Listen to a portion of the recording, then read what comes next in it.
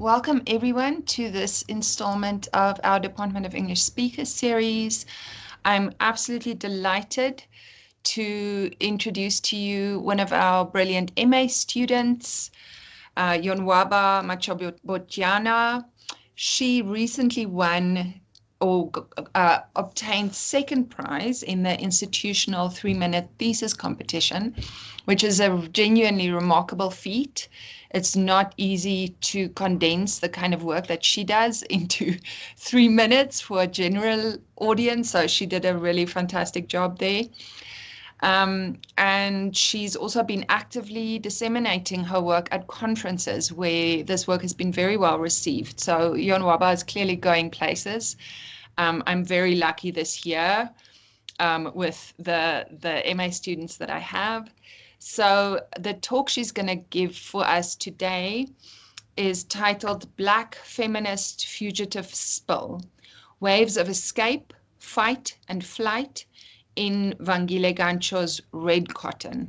And as you'll have seen, there will be some sensitive content, so you have been warned. Okay, thanks so much, Yonwaba. We can't wait to hear this.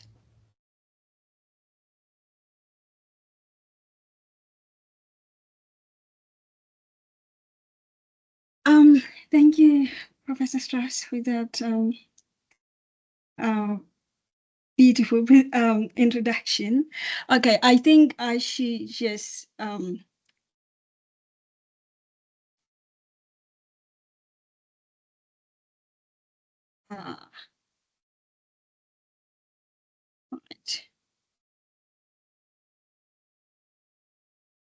All right. So the outline of this presentation. Did I open my camera? No, you closed your PowerPoint presentation and you did not open your camera. Okay, that's terrible.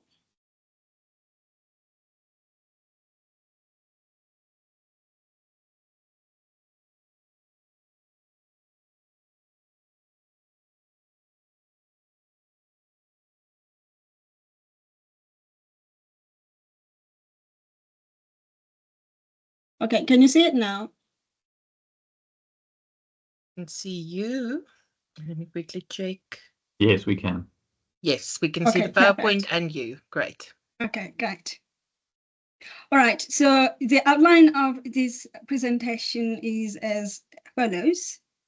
I first provide a brief overview of the text, Gantsho's Red Cotton, followed by an explanation of the theories I use.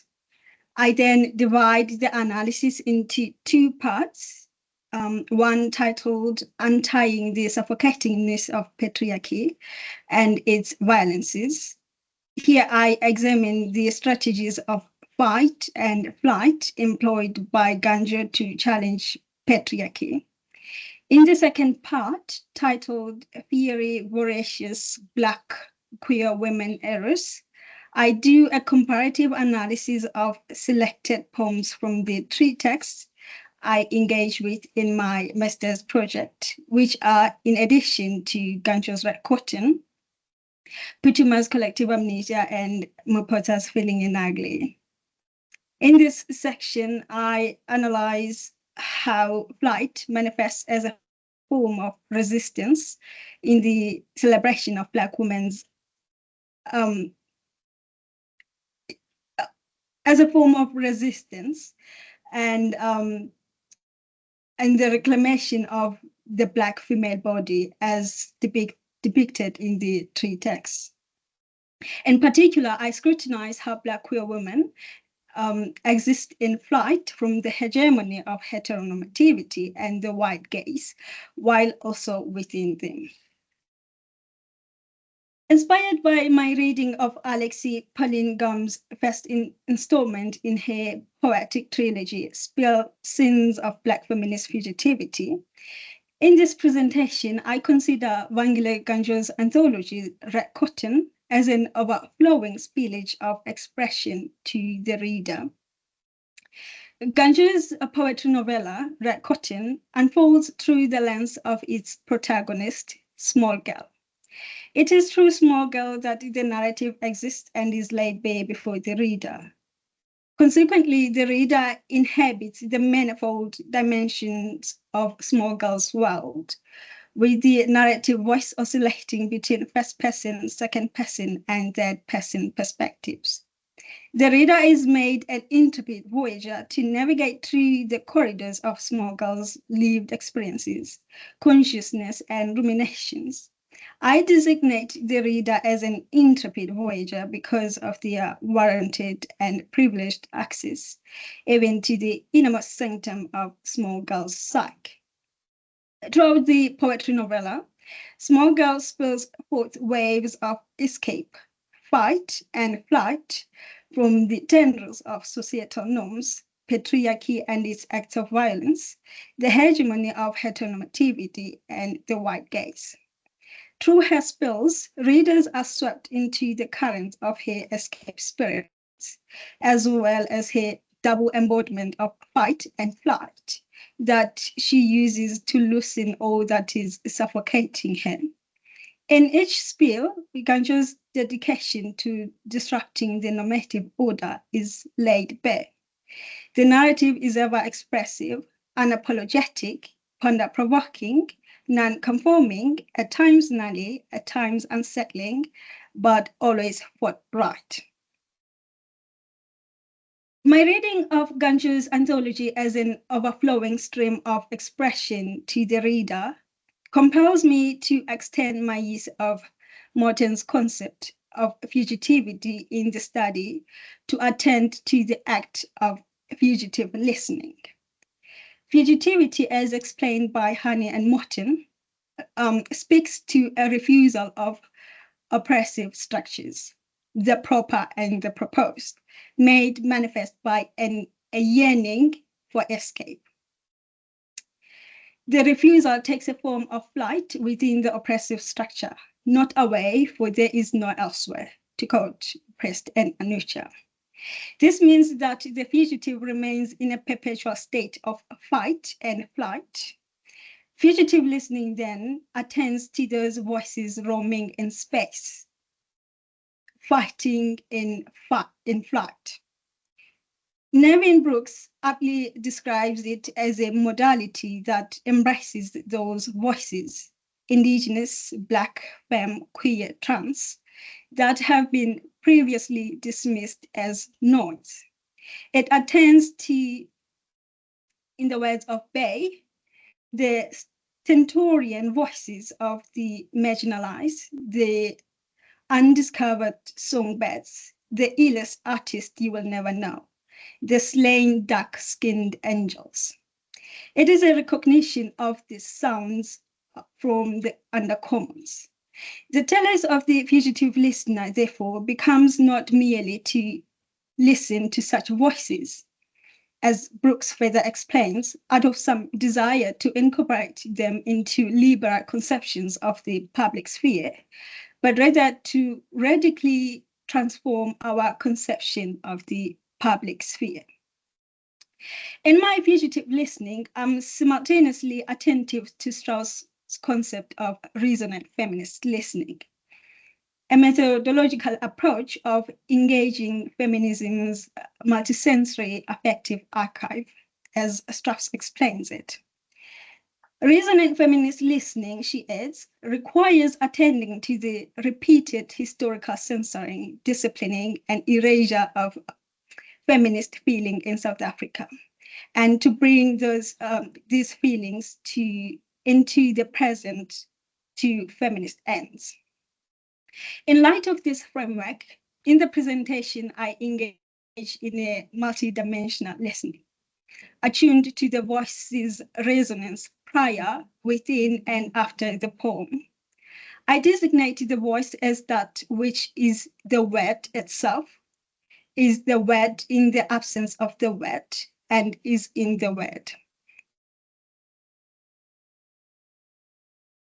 Patriarchy, with its violent machinations, persists as a haunting specter in the lives of women and those it deems other. Indeed, as Gola cogently observes, Under patriarchy, violence is simultaneously ever present and promised. The question of how patriarchy could be rendered asunder remains with options of fight or flight, which in any way one means the other. That is, fight is flight and flight is fight. They are both bound by the common thread of resistance. Neither of the two strategies guarantees immediate or complete demolishment of patriarchy.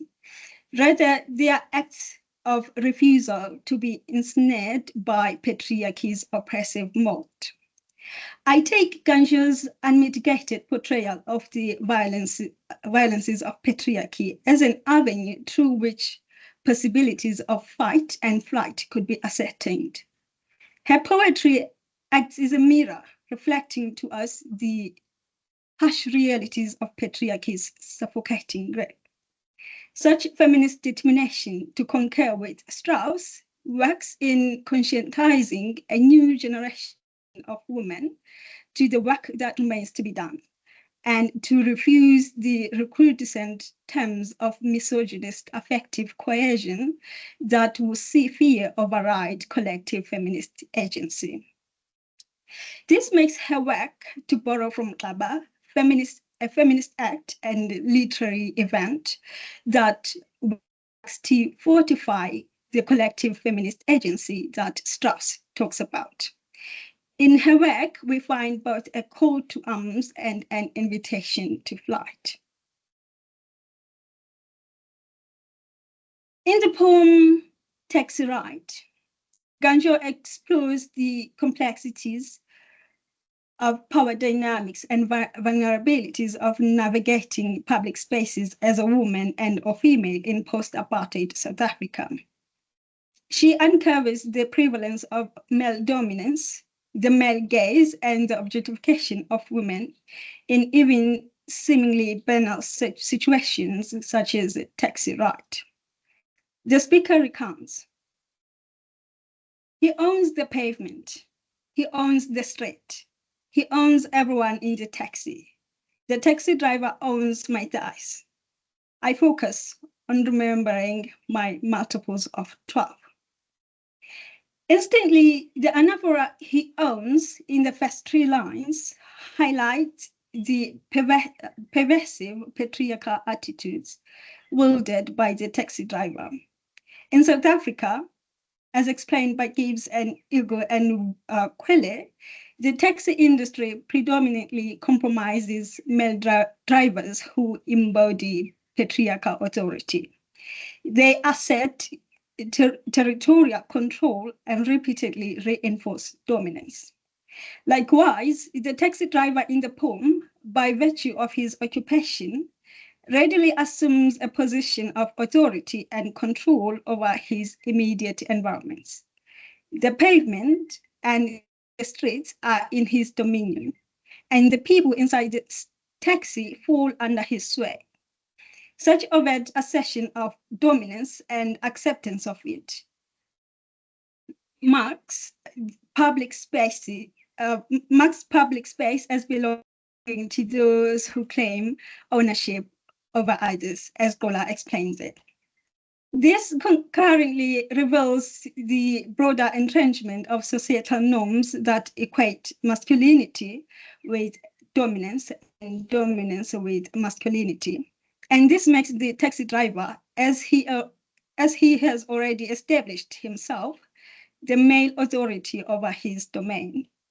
Consequent to these factors, the use of taxis, as explained by Igor and Quelle, necessitates deference to the authorial figures in this setting.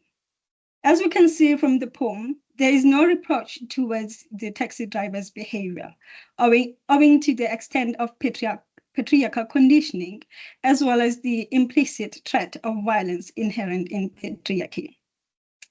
The taxi driver's behavior is rationalized and rendered acceptable through societal norms that uphold male dominance, authority, and even violence. Rubaya warns us warns that such patriarchal conditioning results in grievous male practices being treated as the norm, as if they could not be questioned. Parallelly, the commuters in the poem are inured to the driver's behavior by the permissive patriarchal constructs that have sanctioned it.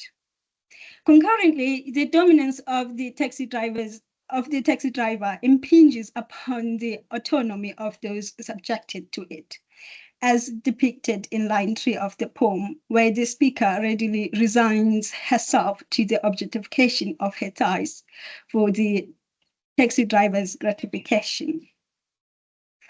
Gwele and Eagle's cogent point is that among other violences, women using public transport face additional stresses to their male counterparts in being exposed to gender-based harassment resonates poignantly in the poem.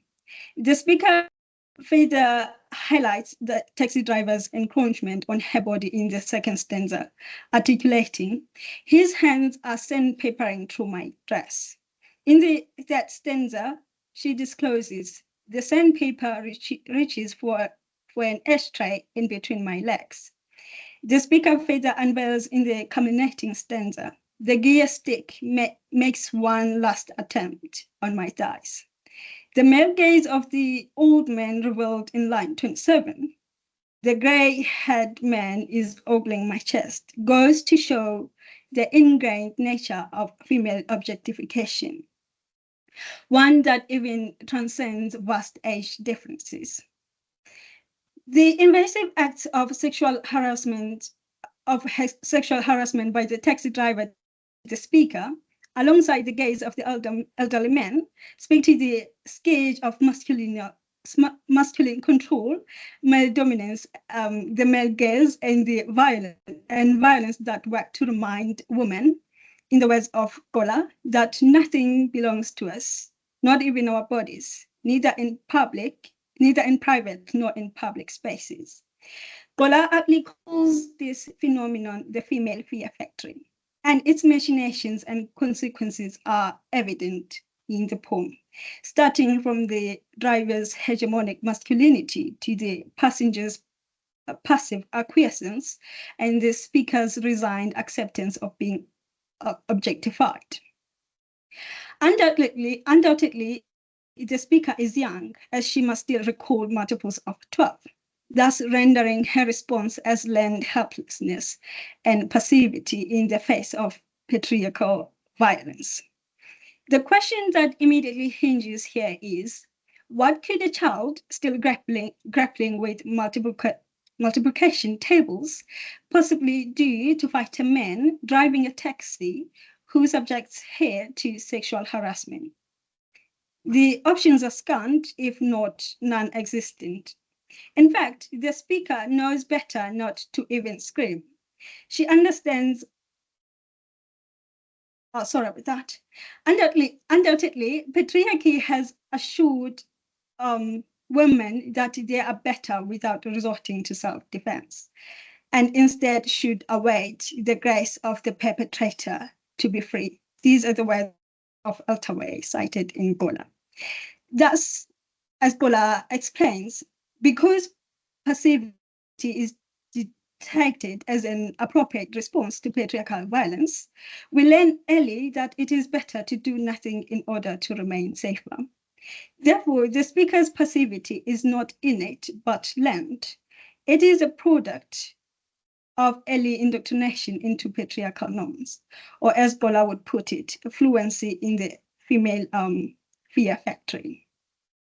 Furthermore, the metaphor of the taxi driver's hands being sandpaper, emphasizing their roughness, illustrate the discomfort the speaker feels as well as her sense of helplessness.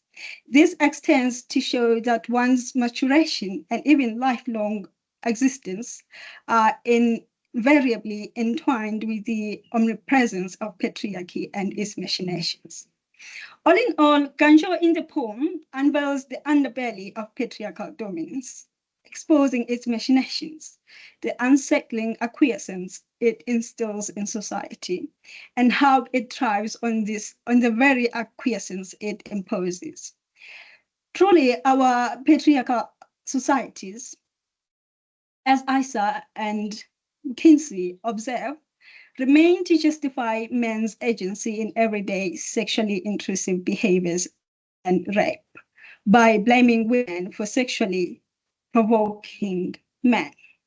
Thus, Gancho's feminist maneuver in the poem is to critique the societal idea fixe of women as provocators of violence perpetrated against them because of their clothing choices and conduct. She asks us, what justifications do we have for sexual harassment perpetrated by an old man against a school learner?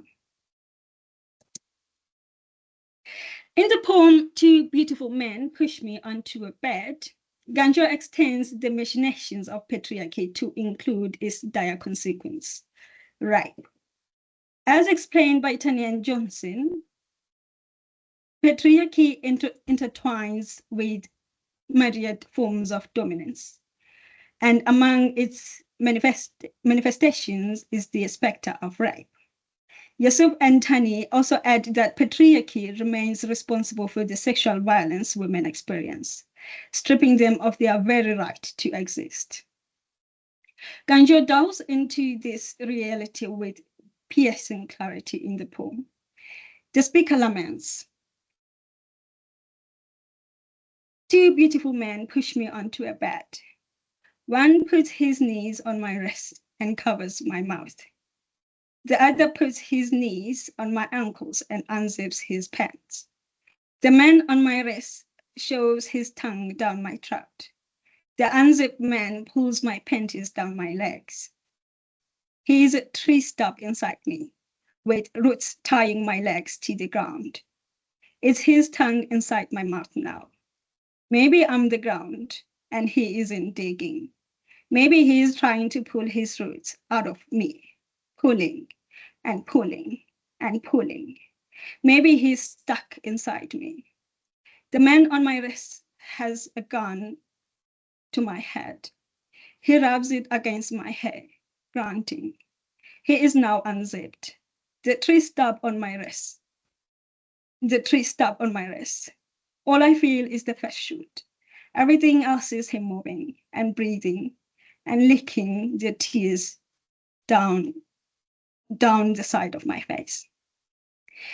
If there is one thing that Gancho excels at, it is giving readers things in their rough, bare, and even indigestible nature. As manifest in the poem, her narrative is bare, imagery rich, gripping, jaw clenching, and stomach churning, and all too raw and unsettling. She employs relentless progression of imagery, with each image layered upon the last with heightened intensity. Take, for instance, the second assailant's actions. We go from seeing him unzipping his pants to him being a tree stub inside the speaker, to him pressing his knees on the speaker's ankles to maintain her on the ground, to the speaker being his ground, to him digging, pulling, and pulling, stuck inside the speaker. Indubitable, as Gola argues, to be dominable is also to be penetrable. Sharing the same sentiment, Johnson makes it clear that although sexual violence certainly involves how some men feel and behave, it goes beyond this to include patterns rooted in patriarchy as a whole. The two men's unspeakable violence towards the speaker is sustained by their rightful dominance granted to them by patriarchy. Equally despicable is the depiction of the first assailante's inhumanity. He is portrayed pressing a gun against the speaker's head, grunting. The auditory imagery of him grunting vividly portrays his indifference. To agree with Tani, this extends to reflect the insidious grasp of patriarchy in its perpetuation of stereotypes that allow men to validate their hegemonic masculinity through acts of violence and assertion of sexual prowess. Moreover, the imagery of him callously leaking of the speaker's tears accentuates his inhuman nature. Kapitolo cannot be more exhausted with excuses that justify rape when he judges that rape is a criminal act that cannot be justified. It is self-serving because the perpetrator derives pleasure and gains a sense of power from it. The two assailants' brutal nature, reveling in their inhumanity as they derive pleasure from the speaker even with their crying, proves Kapitolo's argument no less. The haunting imageries of the first assailant with his knees on the speaker's wrist and covering her mouth, the second assailant placing his knees on her ankles, and the first assailant rubbing the gun against the speaker's head, speak to the extent of humiliation, dehumanization, and objectification that the speaker endures. She is completely stripped bare of her humanity, reduced to a mere object to be penetrated by all means necessary.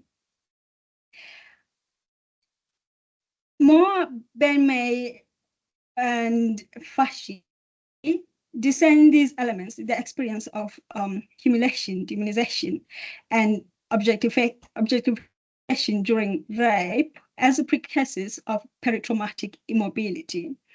In like manner, subsequent scenes in the poem reveal the speaker's surrender to numbness as she only feels the first shot of the first assailant and everything else is moving and breathing. The speaker's traumatic paralysis is also highlighted by the pacing and relentless pauses in her narration, further conveying the psychological toll exerted by such trauma. Important to also note here is the speaker's description of her assailants as beautiful men. This challenges the societal perception of rapists as disenfranchised or less normal people. Bola promises to recognize that there is no consensus on what characteristics are to be found in someone who is likely to rape. Rapists are, in fact, normal, ordinary people. Gantsho's choice to present this narrative in such raw and visceral detail compels readers not merely to sympathize with the speaker, but to bear witness to the horrors the speaker endures. We are made to inhabit the scene, even though passively and helplessly. In a country where the voices of survivors often drown in the clamor of patriarchy, many victims, as Tabby notes, retreat in silence because their experiences fail to align with preconceived notions of what a rape scene should look like. Thus, Gantsho's choice not to spare us mercy in the description of such a heinous act is certainly deliberate, especially considering our country's grim honor of being the rape capital. Her narrative disrupts our complacency, awakening us from the numbness to such atrocities. Concomitantly, Gantsho's raw exposing narrative serves to Helene Dagavu, cited in Strauss, to affirm that naming and shaming rapists is a legitimate Black feminist response to patriarchal violence. It validates that in whatever form violence may manifest, it is possible to name it as is. We should not feel the need to sanitize its reality.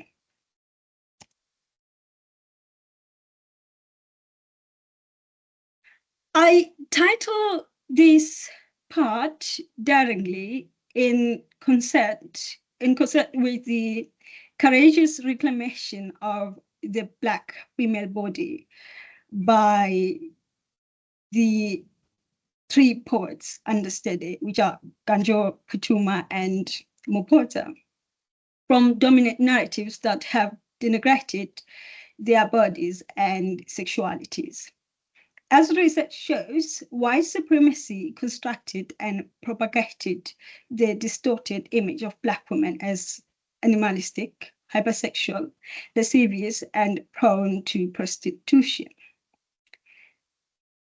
In defiance of this tainted legacy, the three Black women poets dared to reclaim Black women's erotic subjectivities and wrest control of their narratives from the clutches of the white gaze and colonial impositions. They write against the notion that Black female sexuality, in the words of Musa, can only be valued if it is impenetrable, seen but not touched. They step boldly from a politics of silence surrounding Black female sexuality to a politics of articulation. Thompson in Mashal heralds such a practice, emphasizing that for Black women to reclaim their erotic agency from dominant narratives, they should undo the silence through all forms of representation, literary or otherwise, or else their sexuality will always be misperceived and misinterpreted. She posits that in doing so, the Black woman can inscribe the fullness and complexity of her sexual desires, pleasures, and fantasies anew.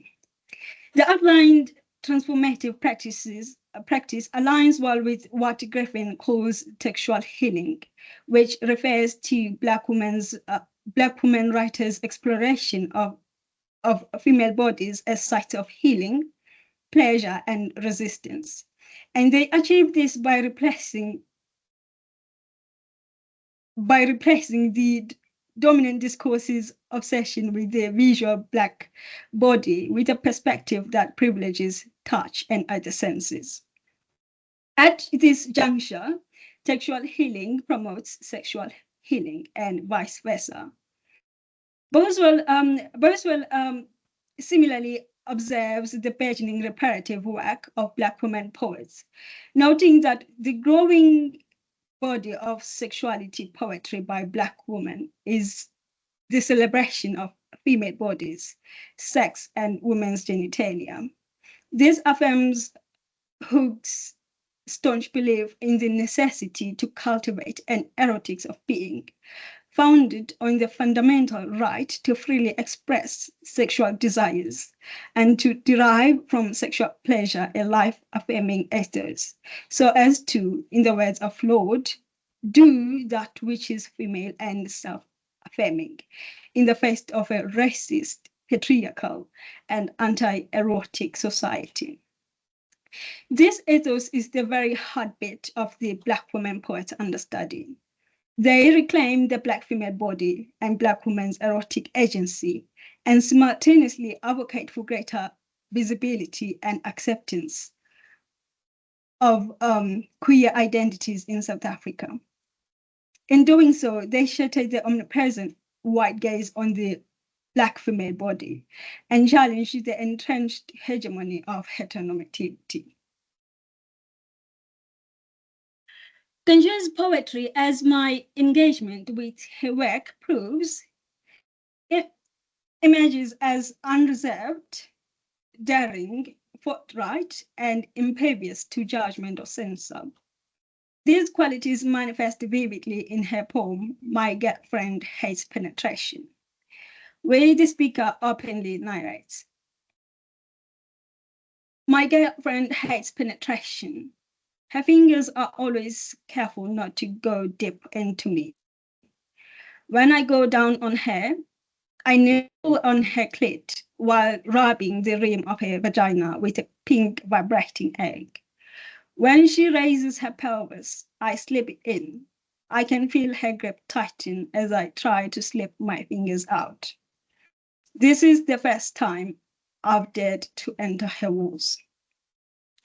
The pen nature of the poem situates itself within the realm of a confessional mode akin to diary-like privacy. Such stylistic nakedness to the reader feels as though I have gained access to the speaker's diary, and I'm surreptitiously perusing its contents. As such, distinctions between the private and the public, the personal and the political, blur. Gantsho's naked narrative can also be seen as a countermeasure against the persistent homophobically veiled questions such as, how do you do it? And similar inquiries. The banners of the narrative manifest as a resolute, there you have it, retort, while its liberated, unconcerned tone assumes a disregard of judgment and a conscious disruption of the normative. Such fugitive consciousness materializes as a fugitive act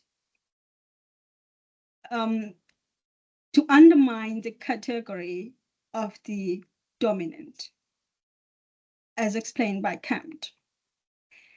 Abdur Rahman also elucidates. A queer subject inhabits social and sometimes sexual margins, throwing into crisis and into relief our most precious and pervasive ideations of the normative, along with the ideological, economic, and political apparatuses in which the violence of normativity operate. Likewise, Gantsho's Bay narrative emerges as the very embodiment of this throwing into crisis the ideations of the normative that Abdur Rahman highlights. In inhabiting the sexual and social peripheries, she endeavors to shake, compromise, and dismantle the conventional paradigms. Her defiance, just like the other two poets, Putuma and Mopota, as I shall soon prove, supports Boswell's statement that Black women poets have chosen to write about sexuality in ways that declare, we, Black women, are here, often queer. We own our sexuality. We insist on a reckoning of Black women's sexual experience as what counts as public politics. By and large, the naked nature of Gantsho's narrative nullifies the prurient curiosity often engendered by homophobic attitudes towards coital-related experiences of queer people. This consequently effectuates a radical disruption of the hegemonic grip of heteronormativity upon societal consciousness. The poem begins tenderly with the speaker acknowledging her beloved's discomfort with penetration. It then unfolds as a narrative recounting the moment that the lover, the speaker, ventured to breach this barrier. As she reveals at the end of the poem, this is the first time I've dared to enter her walls. It may be reasonable to infer that hereafter, the speaker's beloved became comfortable with penetration. As the speaker reveals near the end, I can feel her grip tighten as I try to slip my fingers out. This experience can then be considered a pivotal point in their intimacy. Throughout the poem, there is deliberate use of overtly sexual speech and explicit imagery. The pictorial vividness achieved by the words nibble, plate, rubbing, rim, vagina, pink vibrating egg, slip, tighten, and fingers renders the narrative unyielding and audacious, and subsequently serves as a defiant assertion of the validity and normalcy of queer desire and intimacy. Concurrently, the speaker's tender ministration, nibbling of the beloved's clit, the rubbing of the beloved's vaginal rim, the slipping in of the pink vibrating egg in the beloved's vagina, materialize as erotically charged gestures that affirm the beloved's body and generate mutual pleasure for the couple. Gantsho's unapologetic portrayal of these sexual acts serve as a Black queer fugitive maneuver to concur with Harvard and Hackett.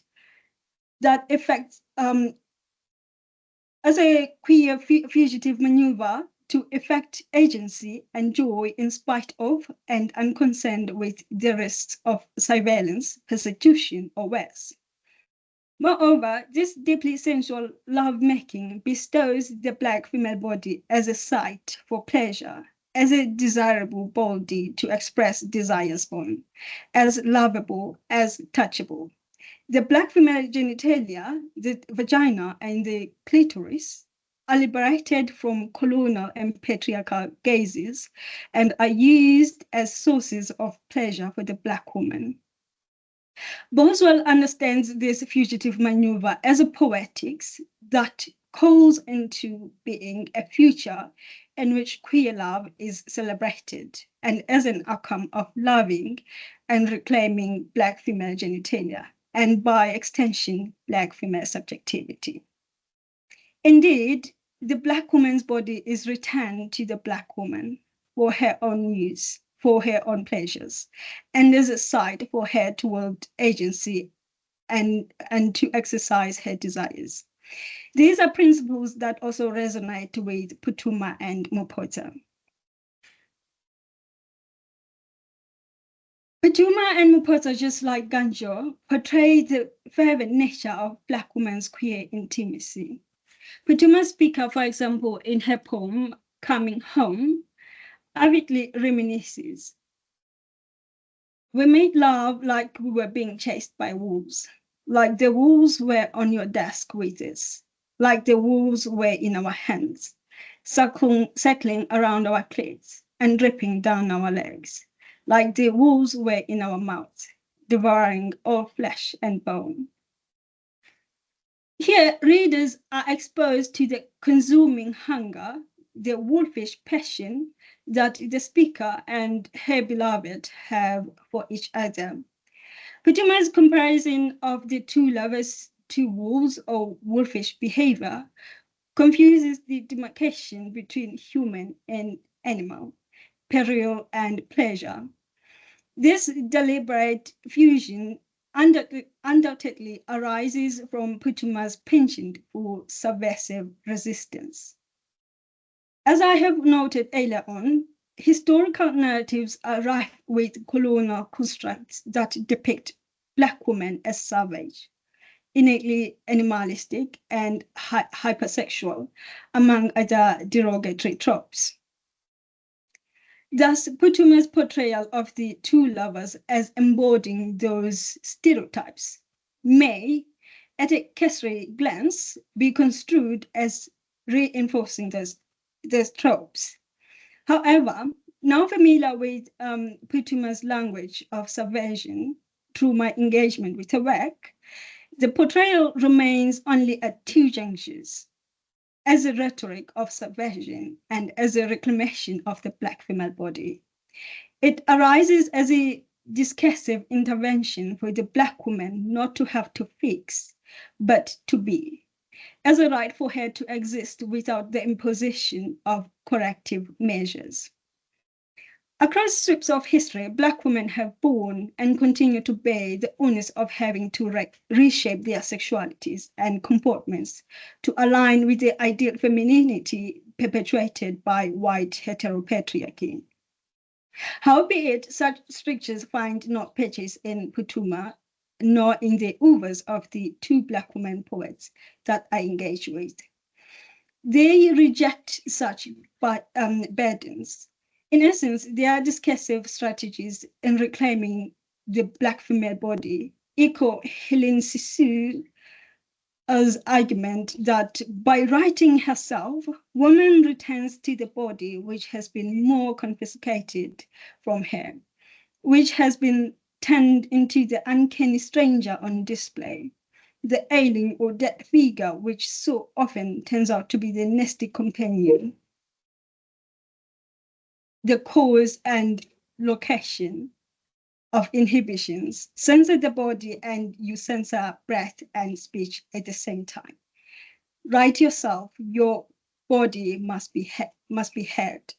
They reclaim the Black female body and sexuality, unconcerned with the politics of respectability or the confines of the politics of disrespectability. Their work beckons the reader to consume or observe, whether in approval or disapproval matters not. Their work is an assertion of their presence, a refusal to be defined, a refusal to be circumscribed, a refusal to be that which must be for the sake of its being. This is their Black feminist fugitive course. Mrs. Henning, I'm seeing your message here. Yes, I'm dear. only left with 5 minutes. Yes, 5 minutes left, then it's past. Okay, maybe I should just stop here. Okay, that's great. And then I'll ask Prof. Strauss to open the floor for questions. Okay, thank you.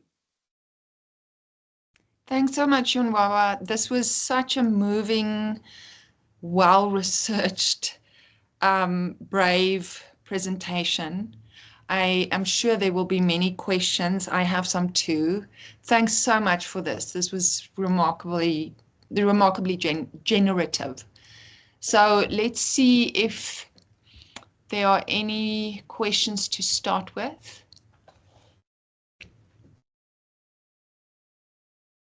If I can come in. By all means. Yonwaba, thank you. That was like Professor Strauss. That was fantastic. So thoroughly researched. Such a commensurate. I mean, such commendable performance, and it's also opened up what seems to be quite a complex collection of poems and or sort of cross-medial works, because my sense is that there's some poetry, there's some prose, some narrative scraps. I was wondering if you could, because I'm not familiar with the author at all, I was wondering if you could tell us a little bit about how you came across the work and where you see points of contact with other writers, whether South African or international. Well, in my honors, during my honors, I wrote an essay on one of the books that I am also engaging with in my MA research. And I fell in love with that book. And so I was like, okay, I'm going to do it in my master's research. But then I was like, which are the books that are by Black women that I can read this book with, if that makes sense. Mm-hmm.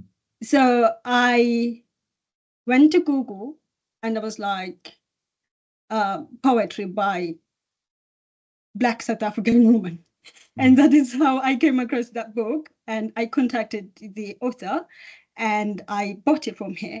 And yes, it's been completely life-changing for me. And your second point, I think I cannot really, how do I say it? I'm currently also reading Gumbs' work, Gumbs' poetry, but I cannot say that I see what these Black women poets are doing as directly the same as what other poets maybe in America are doing, because I think it's different context. But in terms of Blackness, Black femaleness, if that makes sense, there is that sort of correlation. So if I'm reading poetry on Black female body, then I can find work on the reclamation of the Black female body that is American based. I'm not sure if that answers your question. I merely ask out of interest because, like I said, I'm not familiar with the author, so I'm trying to see where it fits in. And this is just a throwaway observation, but clearly your angle of approach is something that will have maximum valence in South Africa, where gender-based violence is so prevalent. And I was just struck again. I don't know if this is something that you've given any thought to, by how Chris Brown's concert, is it this weekend, has sold out, despite the fact that he's on several occasions been reported by women for sexual and physical abuse. And I think, I suppose the point I'm driving at is just that this kind of advocacy is particularly important in our context. But thank you very much. It was a great presentation. Thank you, Dr. Dumas. I appreciate that feedback. Thank you. Yonwaba, while people are still formulating questions, I don't see a hand right now. I think I'm going to jump in with a question I'm not sure I have the right words for yet, especially given the richness of your presentation, which is sort of making me struggle to formulate this. But my question has to do with the way in which I think the poetry, the poems themselves, and the way in which you've been engaging with this work has been a challenge to I think the word you used is prurience, a refusal to hide, to reclaim intimacy in both public and private ways, and to claim those intimacies in service of various forms of healing. And so I've been lately, I mean, as you know, I've been thinking about feminist rage for many years now. And in recent years, I've been sort of gravitating towards the concept of calm. And I was wondering whether in the representation of feminist pleasure, I mean, a lot of this is about like quickening the heartbeat for various reasons, but a lot of it is also the reclamation of calm and sort of the affective.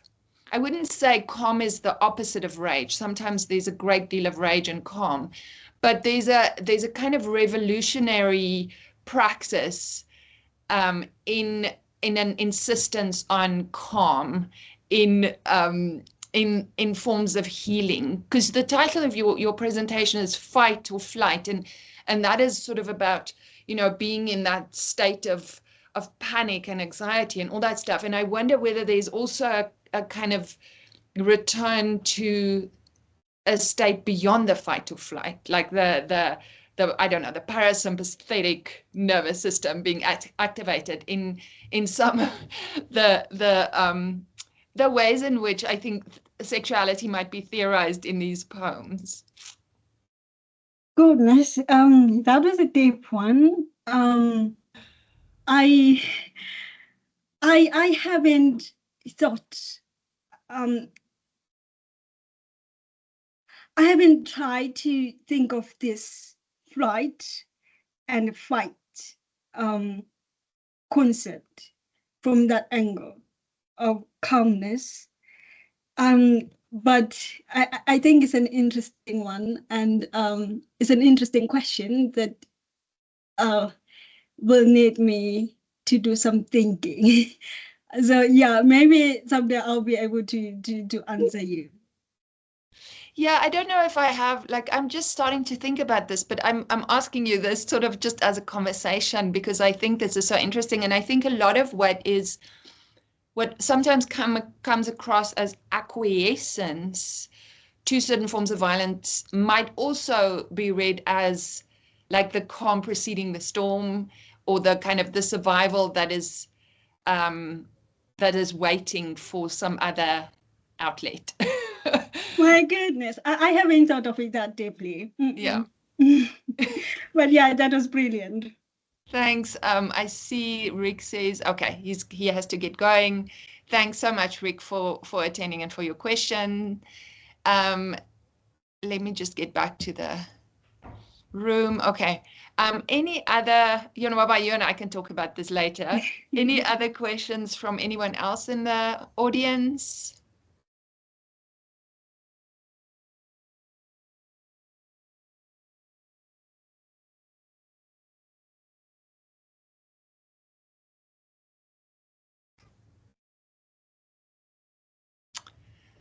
Okay, I see Kudzai has a hand. Awesome. Kudzai, go ahead. Good afternoon. Mine is not really a question of in terms of the content of the presentation. I'm sorry I joined halfway because I was busy with other things. Firstly, to congratulate the presenter Yonwaba. I think the presentation, what I heard of it, is very, like other people have used the words rich and well researched. I'm too am not familiar with the authors that you're dealing with, but I get my let me rephrase this. I am evoked into thinking about Akwaeke Emezi's writing. The author of Freshwater and The Death of Vivek Oji. She's a Nigerian kind of queer writer. And she uses some of the literary devices and imagery that you have described for us. You don't need to do this now, but perhaps in the future you could think about broadening your perhaps for the PhD purposes, to think Africa-wide in terms of how Black females are writers and activists and the like, and poets are engaged in this work of reclaiming their sexuality, reclaiming their bodies. Thanks.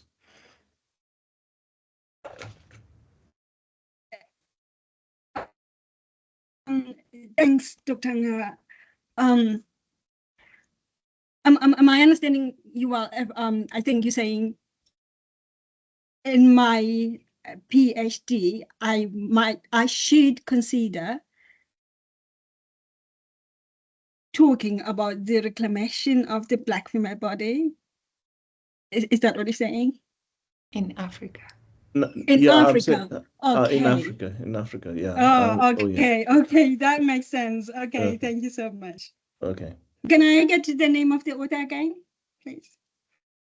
The author you mentioned. Her name is their name is Akwaeke Emezi. I'll post it in the chat. Yeah. Okay, thank you.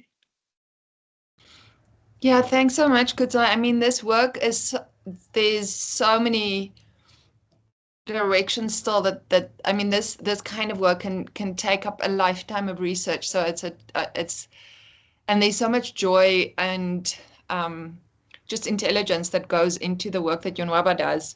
Yeah, I'm sure she'll find this work incredibly interesting as well. I've not read Freshwater, but I know about it, so thank you. Okay, I think we over our time.